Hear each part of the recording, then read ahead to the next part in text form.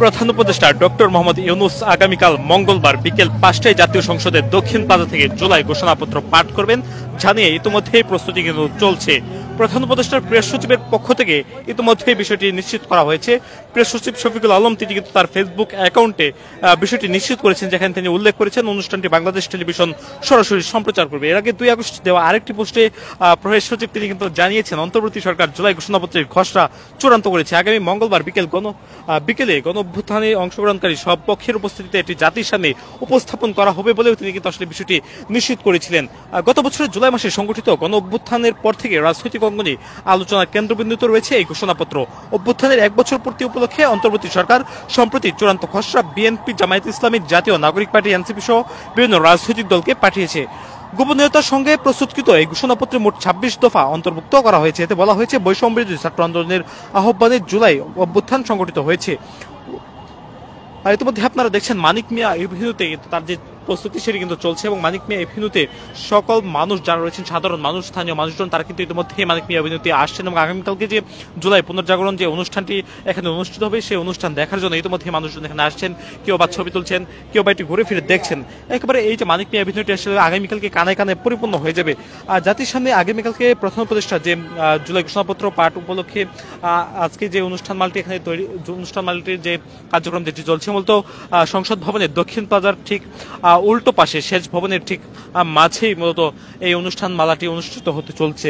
এই প্রস্তুতিকে ঘিরে আমরা দেখছি আইন শৃঙ্খলা বাহিনী সহ সকল পক্ষের কার্যক্রম দেখছি সেটি কিন্তু এখানে রয়েছে এবং মানিক মিয়া এভিনিউ ইতিমধ্যে আমরা দেখছি বর্ণিল যে আয়োজন, সেই বর্ণিল আয়োজনে কিন্তু নতুন সাজে সেজেছে। বিভিন্ন স্থান থেকে মানুষজন তারা এখানে আসছেন এবং এসে এই যে মানিক মিয়া এভিনিউ যে নতুন করে যে সাজানো হচ্ছে যে মঞ্চ, সেই মঞ্চটির আসলে যে প্রস্তুতি সেটি আসলে তারা দেখছে এবং পুরো এলাকা মানুষজন এখানে রয়েছে। কেউ বা ছবি তুলছেন, কেউ বা ভিডিও ধারণ করছেন।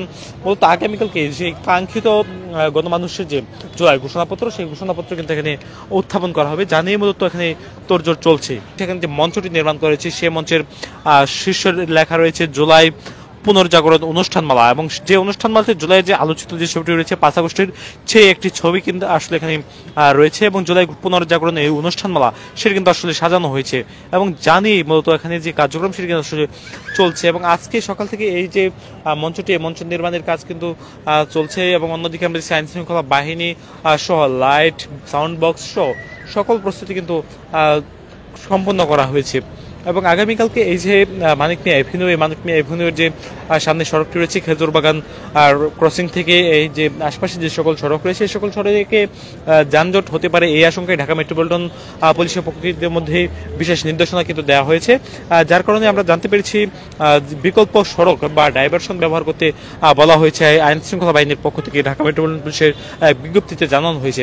এবং আপনারা দেখছেন এখানে যে মঞ্চটি সাজানো হচ্ছে মানিক মিয়া এভিনিউতে, সে মঞ্চের কাজ কিন্তু ইতিমধ্যে প্রায় সম্পন্ন হয়ে গেছে, যা আজ রাতের মধ্যেই পুরোপুরি সম্পন্ন হয়ে যাবে। এবং এই যে কাঙ্ক্ষিত জুলাই ঘোষণাপত্র যেটি প্রধান উপদেষ্টা ডক্টর মোহাম্মদ ইউনূস ঘোষণা করবেন আগামীকাল বিকেল ৫টার দিকে, সেই জুলাই ঘোষণাপত্র দেখার জন্য মানুষজন তারা কিন্তু উদ্বিগ্ন হয়ে রয়েছেন। অনেকে আসলে ইতিমধ্যে আমরা দেখছি তারা রাত থেকে এখানে অবস্থান করছেন। সকলের যে অবস্থান সেই অবস্থান কিন্তু ইতিমধ্যে এই যে মানিক মিয়া এভিনিউ, এই মানিক মিয়া এভিনিউতে দেখা যাচ্ছে। বিশেষ করে আশেপাশে বিভিন্ন স্থান থেকে মানুষজন এখানে আসছেন মানিক মিয়া এভিনিউতে, তারা ছবি তুলছেন। জুলাই পুনর্জাগরণের যে অনুষ্ঠানটি হবে সেই অনুষ্ঠানের আসলে তারা দেখছেন। আপনার হলো উচ্ছ্বাসিত, আমরা এখানে দেখতে এসেছি, যে মঞ্চ পরিদর্শন করতে এসেছি, এটা কি হচ্ছে আর কি আনন্দের সহিত। দেখেন আপনার জুলাই ঘোষণাপত্র এটা আমাদের এই বাংলাদেশের জন্য অত্যন্ত অবশ্যক, খুব প্রয়োজনীয় ছিল, কারণ যে বিপ্লবীদেরকে কেউ আশ্রয় প্রশ্রয় দেয় না। বিপ্লবীরা সবসময় ন্যায়ের পক্ষে থাকে, সত্যর পক্ষে থাকে, দেশের পক্ষে থাকে, দেশের মানুষের পক্ষে থাকে।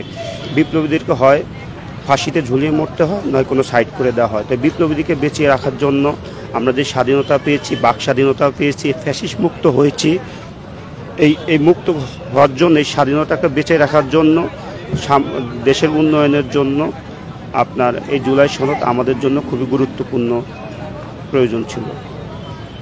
শুনছেন এখানে যে আগত মানুষজন রয়েছে তারা কিন্তু ইতিমধ্যে এই যে মানিক মিয়া এভিনিউ রয়েছে, মানিক মিয়া এভিনিউ আসছেন এবং তারা ছবি তুলছেন, কেউ বা ঘুরে ফিরে দেখছেন এবং পুরো এই যে এলাকা, এই এলাকা কিন্তু নতুন সাজে আসলে বর্ণিল আয়োজনে কিন্তু সেজে উঠেছে এবং ইতিমধ্যে মানুষজন তারা তাদের সন্তান পরিবর্তন নিয়ে তারা আসছেন এবং মানিক মিয়া এভিনিউ যে নতুন সাজে সেজেছে সেই নতুন সাজ দেখতে অনেকে আসলে ছুটে আসছেন দূর দূরান্ত থেকে।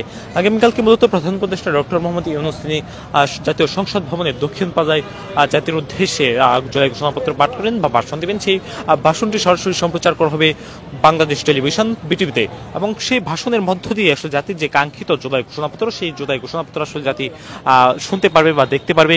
এবং ইতিমধ্যে আমরা দেখেছি এই যে জাতীয় সংসদ ভবন এলাকা, এই সংসদ ভবন এলাকায় কিন্তু কঠোর নিরাপত্তা কিন্তু জোরদার করা হয়েছে। পুরো সংসদ ভবন এলাকা জুড়ে আসলে নিরাপত্তার যে বেষ্টনী, আইন শৃঙ্খলা বাহিনীর সদস্যরা সাদা পোশাকে তারা কিন্তু এখানে টহল দিচ্ছেন। পাশাপাশি এখানে আইন শৃঙ্খলা বাহিনীর যে অবস্থান সেটি কিন্তু দেখা যাচ্ছে। পুরো এলাকা কানায় কানায় পরিপূর্ণ হয়ে উঠবে আগামীকাল, এটি আসলে কর্তৃপক্ষ তারা বলছে এবং আয়োজক কমিটির যারা সদস্যরা রয়েছে তারাও কিন্তু বলছেন। এবং ইতিমধ্যে জানিয়ে আইন শৃঙ্খলা বাহিনী ঢাকা মেট্রোপলিটন পুলিশের পক্ষ থেকে বিশেষ নির্দেশনা দেওয়া হয়েছে ট্রাফিক নিয়ন্ত্রণে। এবং আমরা জানতে পেরেছি এই যে এলাকাটি, এটিতে আগামীকালকে বিকল্প পথ ব্যবহার করতে বলা হয়েছে। যানবাহনের যে আগামীকালকে ভিড়টি দেখা দেবে বা যানজট যে সৃষ্টি হবে সেই যানজটের জন্য ইতিমধ্যে এই এলাকাটি মানুষের যে কানে কানে যে পরিপূর্ণতা সেটি কিন্তু আসলে দেখা যাচ্ছে। সবাই কিন্তু এখানে আসছেন, ঘুরে ফিরে দেখছেন। পুরো এলাকাটি আসলে মানিক মিয়া এভিনিউতে নতুন সাজিয়ে সেজেছে সেটি কিন্তু আসলে বোঝা যাচ্ছে। দর্শক, আগামীকালকে জুলাই ঘোষণাপত্রের যে অনুষ্ঠান মালা এখানে সাজানো হয়েছে সেটি কিন্তু আগামীকাল সকাল থেকেই চলবে। মূলত এই যে অনুষ্ঠানমালা সেটি মূলত দুপুর 2টার পর থেকে আসলে শুরু হবে। তবে এখন পর্যন্ত আসলে জানা গেছে এটি সকাল থেকেই শুরু হয়ে যাবে। বিভিন্ন স্থান থেকে মানুষজন কিন্তু এখানে এসে ভিড় করবেন এবং পুরো এলাকাটির লোকারণ্য হয়ে পুরো কানে কানে পরিপূর্ণতা পাবে এই এলাকাটি। দর্শক, এই ছিল সবশেষ মানিক মিয়া এভিনিউ থেকে।